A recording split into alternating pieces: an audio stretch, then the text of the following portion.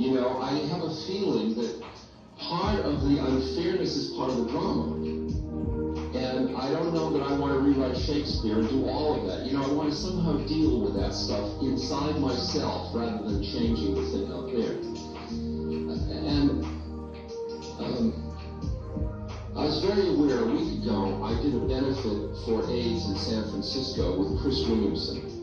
And Chris and I have worked up here at Omega together. And Chris has a very, very extensive lesbian following, and she started Olivia Records, and it's very, very powerful. And so about 70% of the audience were her audience, who had never heard of me, actually.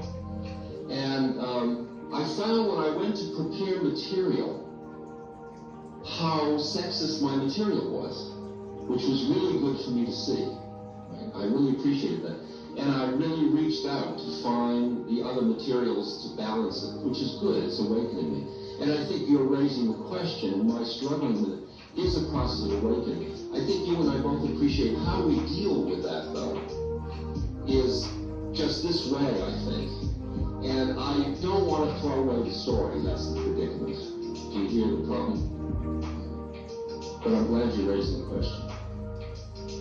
Affirmative action, huh? Could we read a story of Durga? No, because I'm not into the story of Durga the way I'm into the story of Durga. And I only want to read out of the place of my deepest truth at this moment. There are a lot of stories I don't read anymore. One moment, they used to be very real for me. But I'm not just reading it to read holy stories. I'm reading it because it's a form of transmission, because this is a story that has shaped my understanding of Hanuman. And like when I say to people, one of the metaphors in that story is that Ram is, besides Sita being the divine mother and Ram being the formless, it also is true that Ram is guru and Sita is chela, or devotee, and devotee has been separated from God and is pining away on Sri Lanka in misery because just like we often are,